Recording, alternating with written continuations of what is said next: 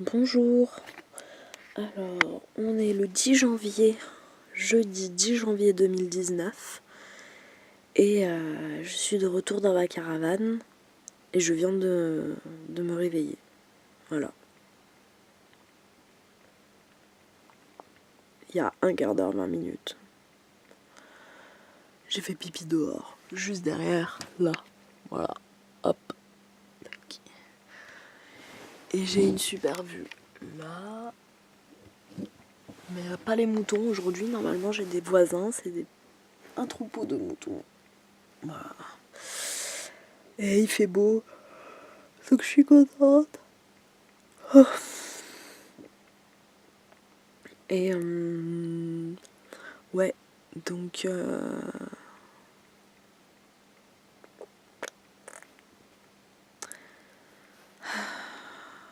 je pars samedi.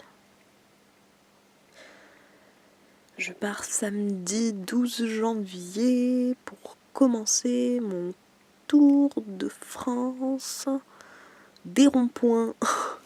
En fait, je vais faire quelques petits changements de plan. Parce que je crois que je me suis laissée un peu emporter par le truc, le fait que je sois encouragée par des amis qui m'ont un peu mis la pression. Parce que bah voilà, moi je voulais faire mon truc tranquillou, me faire mes petites vidéos et les mettre sur YouTube. Et voilà, normal. Et puis si jamais ça fait des vues, ben c'est cool pour moi et les gens. Et puis si ça ne fait pas de vues, ben ça en fera toujours 4-5, tu vois, de gens qui se perdent sur YouTube en cliquant. Mais là, ouais, j'ai créé un compte Facebook qui a été bloqué. Et il est toujours bloqué. Après, là, ça fait 2 jours. Bon. Il n'a pas tenu 24 heures, le truc. Et j'ai fait un compte Twitter. Et en fait, bon, c'est vrai que c'est un peu mon ami qui m'a dit « Ouais, voilà, faut être sur les réseaux, Twitter c'est bien. » Envoyer des messages comme ça pour dire « Ouais, je fais un tour de France, qu'en pensez-vous ?» machin. Et en fait, je sais pas, ce soir-là, j'ai commencé à paniquer, à faire un début de crise d'angoisse. Et je me suis sentie un peu dépossédée de mon projet. Comme si je ressentais une charge sur mes épaules, c'était plus vraiment mon truc, il fallait que je fasse comme ci, comme ça, on m'a dit que ce serait peut-être bien que je fasse un truc un peu distinct, donc 2 projets distincts, un qui fait un peu comme je fais à la journal intime, où je raconte ma life, mes amours, mes états d'âme, tout ça, et un autre vraiment axé sur le tour des ronds-points, les gilets jaunes, et pour m'adresser aux gilets jaunes, mais de manière un peu plus... voilà, parce que sinon je risquerais de perdre une cible ou des gens qui pourraient m'écouter. Mais alors je comprends, mais moi c'est pas mon truc en fait. Et donc vraiment je remercie mes amis de m'encourager et tout ça, mais c'était pas du tout à la base mon idée. Et en fait, même en y réfléchissant, j'ai pas envie que ce soit mon idée, j'ai pas envie d'être de m'investir autant pour ressentir une sorte de pression. Moi, en plus, je sépare même pas les deux. Je veux pas séparer les deux. De ma vie, de moi, de mes expériences, de la vie de tous les jours, et un truc un peu plus sérieux, Non, et même quand je voulais faire de la sociologie, je voulais filmer ma production. Je voulais pas séparer l'être humain de l'auteur qui écrit un article pour montrer la déchirure qu'il peut y avoir derrière des lignes bien construites et tout. Bon, finalement, je l'ai pas fait parce que j'étais trop... Mais je trouve ça intéressant de faire tomber le masque, quoi. Ouais, de faire tomber le masque de...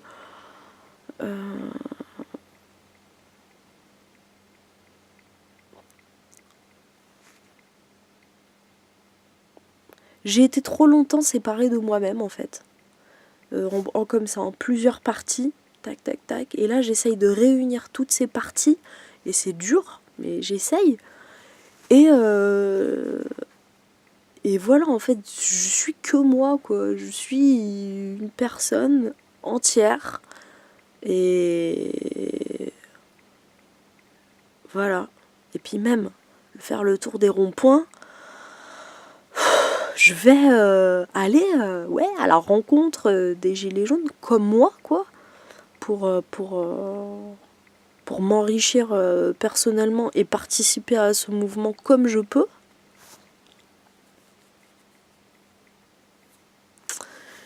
Mais aussi m'arrêter dans des campagnes, continuer mes woofings par petites périodes pour aussi toujours apprendre moi ce qui m'intéresse et le mode de vie que j'ai envie de découvrir, un mode de vie que j'ai envie de découvrir.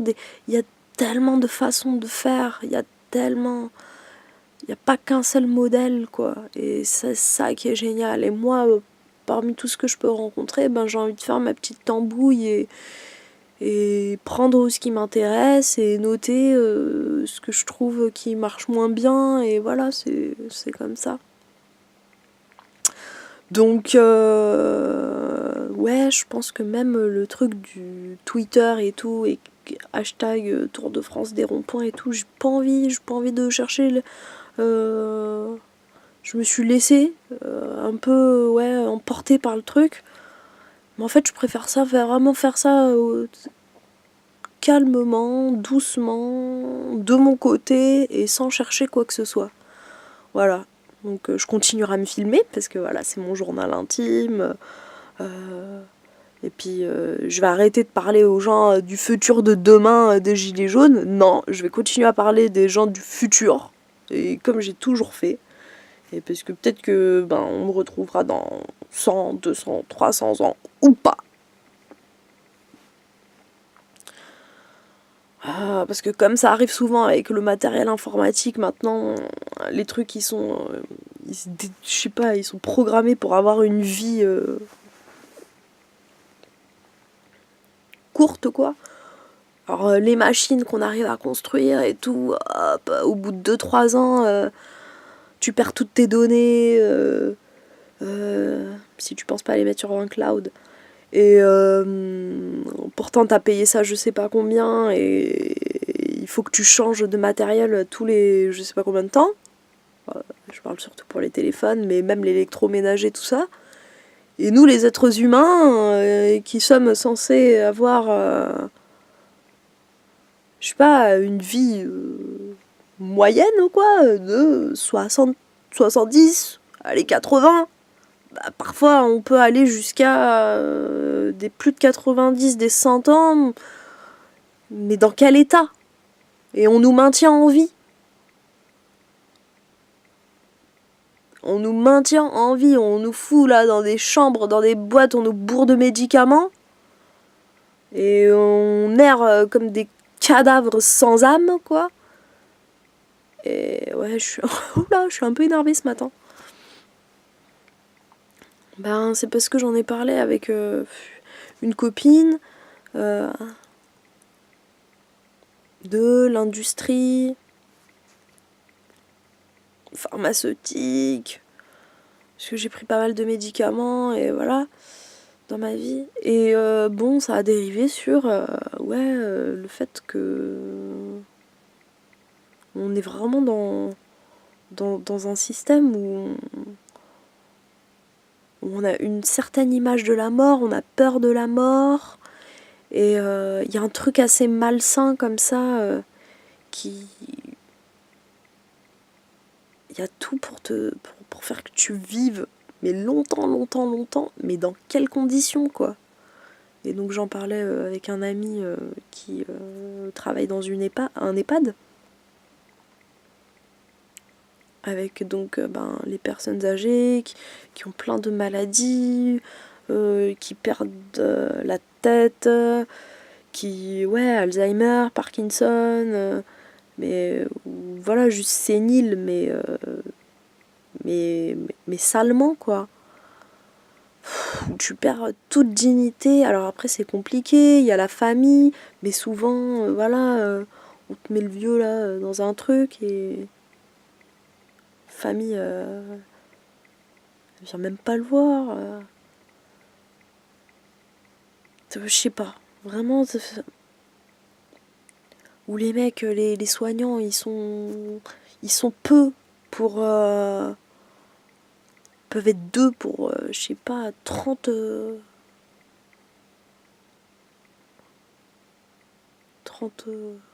comment on appelle ça? Des patients? Même pas. Des clients? Truc, ça coûte cher, hein. 2000 € la place, quand même. Donc, si t'as pas de retraite, en fait, comment tu fais? Et si t'es un peu isolé? Franchement, ça fout les boules. Ça fout les boules. Moi, je dis, on devrait crever plus tôt, quoi. J'aime la vie. Mais j'aime la vie.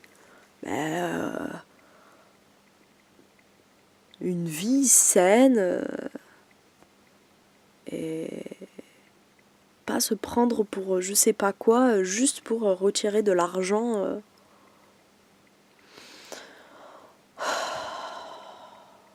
De nos âmes, de nos cœurs. Qu'est-ce que je raconte? Si, mais c'est pareil. C'est pareil depuis notre enfance. Alors hier, j'ai découvert un truc génial.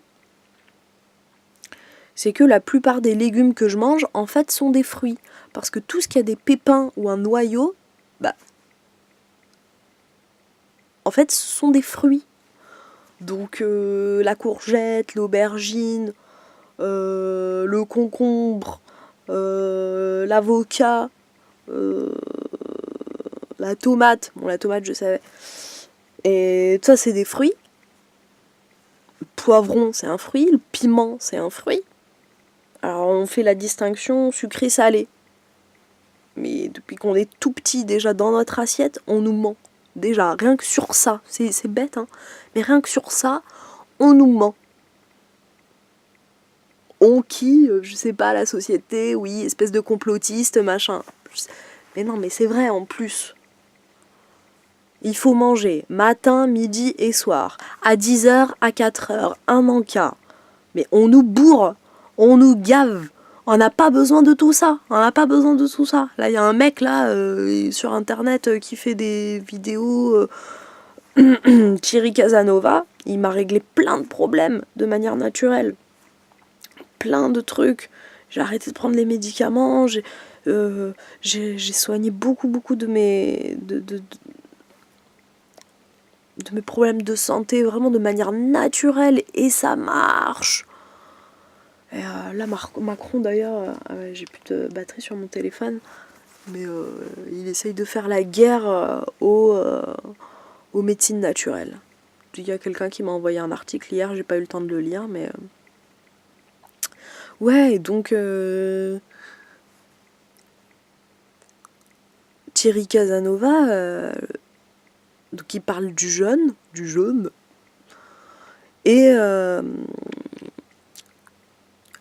le mec il est capable de jeûner plus de 80 jours à l'eau, et il a la patate, il est pas mort. Et on nous fait croire que si on manque un repas, ah là là, attention, on va avoir des carences, mais c'est pas vrai.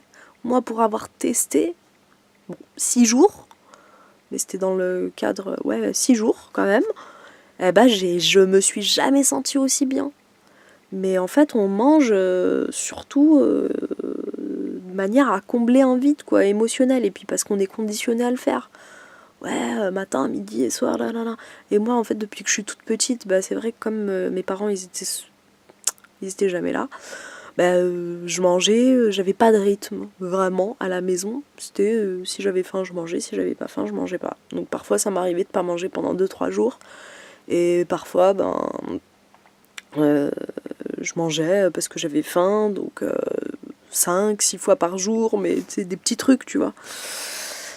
Et en fait, c'est vrai que même à la cantine ou quoi, parfois j'avais pas faim, je jetais sous la table, parce que je voulais pas, même surtout les morceaux de viande. Donc il y avait quelque chose d'assez naturel, de l'intuition, mais en fait on te force. Je me rappelle, j'étais traumatisée, on me forçait à manger.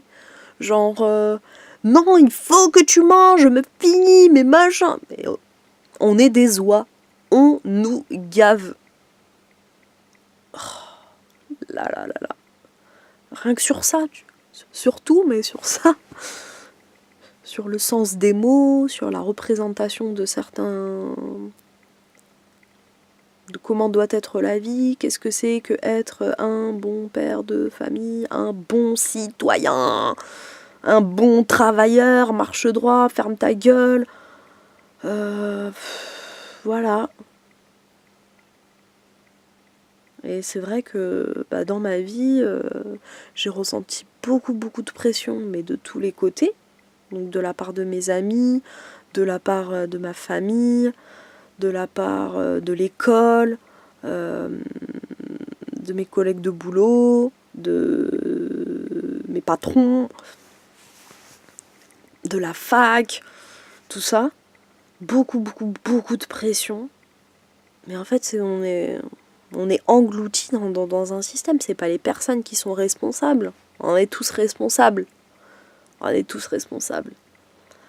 Et voilà, ce qui est cool avec ce mouvement de gilets jaunes, c'est que tout ce qui peut être caché à l'intérieur de nous, tous ces frustrations, ces colères intériorisées, ces trucs qui ressortent mal, parce que qui ressortent sur ton voisin, ton conjoint, ton...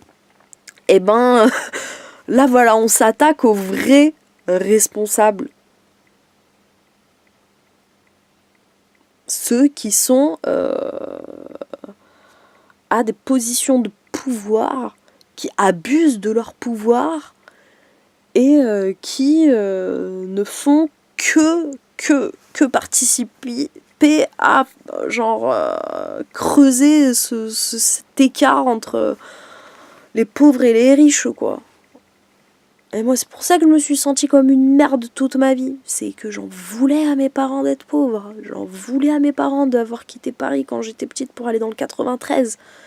T'imagines quand même? J'ai pas dit que j'habitais dans le 9-3 jusqu'à... Ouh, je mentais juste sur ça, sur mon lieu d'habitation.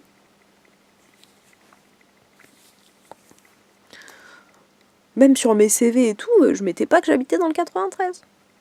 Mais même, je me rappelle, pour aller au lycée, mes parents, ils avaient fait genre de faux trucs pour que je puisse aller dans un lycée dans le 12e arrondissement parce que je voulais pas aller dans le 93. Et ouais. Pourquoi je voulais pas? Bah, ça fera l'objet d'une autre vidéo, tiens. Voilà, bon, ça va être tout pour ce matin. Après avoir sorti tout ça de moi, je me sens mieux. C'est sain. Voilà, c'est sorti, c'est sain. Bientôt, je sais que je vais pouvoir partager ça avec d'autres personnes. Mais surtout, ne pas rester dans la colère, ne pas rester dans la violence. Parce que je pense que c'est contre-productif. Pour moi, en tout cas. Et ouais, genre de l'amour, quoi. De l'amour. D'ailleurs, je fais un documentaire sur l'amour. Enfin, c'est en cours, quoi. Et de l'amour. Bah déjà, voilà. Pour moi, partez un gilet jaune, eh ben, c'est me redonner de l'amour. C'est me dire, voilà, enfin maintenant, tu oses dire que ça ne te convient pas et que tu aspires à autre chose.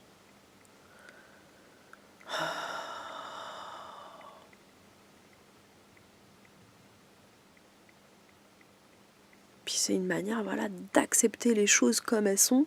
Ok, t'es plus dans le déni de ah bah c'est comme ça, on peut rien faire, voilà. Ok, donc c'est comme ça, ok, mais en fait, toi tu peux te changer toi-même. Tu peux changer ta réaction par rapport à la situation. Et dire non, ça y est, maintenant j'arrête. Maintenant j'arrête de faire l'autruche. Maintenant j'arrête de détourner mon regard. Maintenant j'arrête de tout enfouir au fond de ma tête. Et je m'exprime, je partage. Et je laisse sortir toutes ces choses de moi pour déconstruire et reconstruire. Voilà. C'est cool. C'est cool, c'est cool. Bon. Bah, je suppose que parmi les gilets jaunes, là, il doit y avoir quand même pas mal de gens qui se sont vus,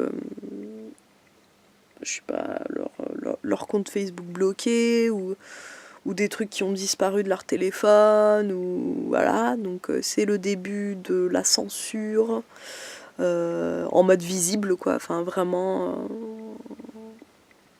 Bon. Bah moi je suis contente, parce que j'attendais ça depuis longtemps. Que je trouve qu'on était dans une situation bien hypocrite. La France, le pays des droits de l'homme, tout ça. Alors que depuis que je suis toute petite, moi je vois que des inégalités, je les vis au quotidien. Et c'est hardcore. Et c'est vrai qu'il y a pire dans le monde, mais ça veut pas dire que faut pas essayer d'améliorer la situation pour nous, parce que je pense aussi que la France est un très beau pays et qui peut donner justement l'exemple et une sorte d'élan pour les peuples du monde, quoi. Ouais. Ouais. Donc voilà. De l'amour. D'ailleurs, comme je suis un peu parano avec la Facebook, des trucs qui ont disparu sur mon téléphone, là j'ai plus de batterie, mais je sais que peut-être on m'écoute. Et que y a des gens qui me disent ouais mais c'est dangereux ce que tu fais, machin, tout ça. Moi j'étais là, mais moi je suis personne, je suis que dans l'amour, je suis un petit bisounours. Bah oui, bah justement, ça fait peur. Parce que ils ont pas intérêt à ce que ça change. Je dis ouais mais bon, bah qu'est-ce que je fais? Ouais mais il faut faire ça en secret et tout. Non. Et après on m'a dit ouais mais regarde, Coluche, Balavoine, il y a des gens, il y en a plein qui disparaissent comme ça. Et en plus même des gens qui sont genre je sais pas, qui ont essayé de parler, des policiers, des gens assez haut placés et tout, et on a maquillé le truc en m'accident, en machin. Bah, c'est vrai que là j'ai eu un gros coup de flip parce que je me suis dit bah avec moi ce serait facile, hein, vu mes antécédents. J'ai toujours voulu mourir depuis petite parce que j'avais une enfance assez compliquée et j'ai fait pas mal de tentatives de suicide, mais toujours je n'étais jamais moi-même. C'est-à-dire que ça a toujours été des passages à l'acte qui se sont faits